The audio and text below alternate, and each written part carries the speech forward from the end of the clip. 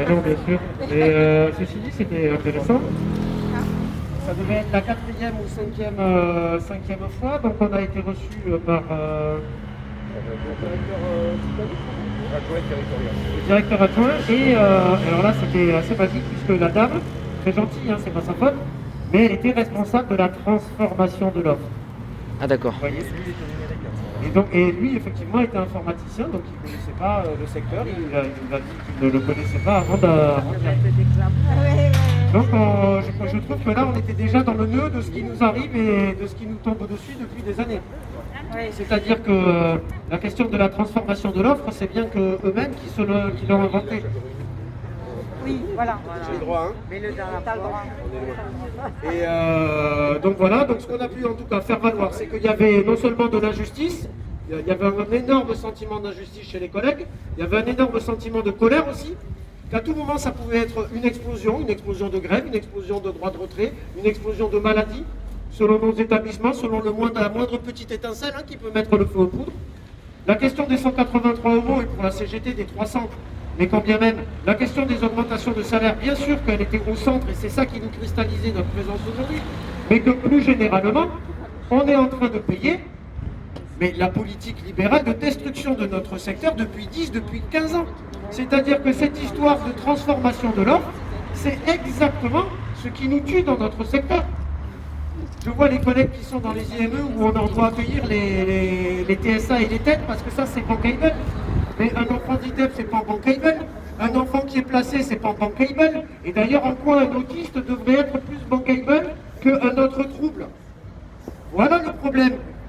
On nous oblige, on a pu le faire, excusez-moi, je suis plus fatigué en sortant qu'à l'intérieur. On a pointé aussi les histoires de tarification à l'acte, de Séraphin PH. Et d'ailleurs, lui-même, le directeur adjoint, nous dit ça s'est passé à l'hôpital il y a 20 ans. Mais bien sûr que ça s'est passé à l'hôpital il y a 20 ans. C'est ce qui fait qu'aujourd'hui, l'hôpital il est en train de crever sous la pandémie. Encore plus que s'il n'y avait pas eu ces politiques libérales. Le président de la République, le premier épidémiologiste de France, qui nous a donné la leçon jeudi soir. Enfin, il a parlé de notre secteur, le médico-social. Pourquoi faire? Pour nous dire, travailler, travailler, travailler plus. Depuis un an, est-ce qu'on n'a pas travaillé? On n'a pas arrêté un jour de travailler. On est tous les jours au travail. Et qui organise? Quand c'est bien organisé, c'est les salariés à la base qui organisent l'adaptation des postes, comment on va faire avec les nouvelles consignes sanitaires qui des fois changent, que des fois on apprend nos propres directions parce qu'ils ne sont pas au courant. Bon, qui organise? Les travailleuses et les travailleurs. On a aussi évoqué, même si ce n'était pas le bon lieu, mais on a évoqué nos collègues du social, de la protection de l'enfance, qui sont les oubliés des oubliés, qui eux aussi ont travaillé sans discontinuer pendant un jour, pendant un an. Bien sûr, toute cette pandémie. Bref, voilà, on a mis tout ça en avant, tac, tac, tac. On a parlé bien sûr des salaires infra-SMIC. Je crois que chacun d'entre nous a pu évoquer ça. Je crois qu'on leur apprenait. Voilà, ils faisaient des yeux. Donc bien sûr que c'est rattrapé les salaires infra-SMIC. Ah oui, la dame nous disait, alors pour les 180 euros, si c'était pas inintéressant. Donc voilà, elle disait que dans un premier temps, il avait fallu en urgence répondre aux problématiques dans les hôpitaux et dans les EHPAD. Et puis maintenant, peut-être qu'on peut discuter pour le médico-social et tout ça. Déjà sur le timing, c'était un mensonge. Je ne sais pas si c'était un mensonge qu'elle faisait exprès de porter ou si elle réécrivait l'histoire. Non, d'abord ça a été le Ségur dans les hôpitaux. Et d'ailleurs, pour ce qui est de la CGT, on n'a pas signé le Ségur dans les hôpitaux. On en a parlé à nos bases, et les bases syndicales, c'est comme ça que ça fonctionne à la CGT, elles ont dit on ne signe pas le Ségur. Par contre, une fois que le Ségur a été signé et a été par d'autres organisations syndicales et mis en place, alors il a été étendu à la santé privée au niveau des négociations. Et effectivement, dans la santé privée, nos organisations syndicales ont pris leurs responsabilités en signant pour qu'il y ait une extension du Ségur pour nos collègues d'EHPAD. Et je vais finir là-dessus, mais l'exemple des EHPAD, il est parlant. Et d'ailleurs, elle a eu aussi cette phrase que j'ai trouvée très violente, mais pas, c'est violent parce qu'elle avait raison. Elle nous a dit, les EHPAD, moi j'y étais il y a 10 ans, je connais très bien les EHPAD, nanana.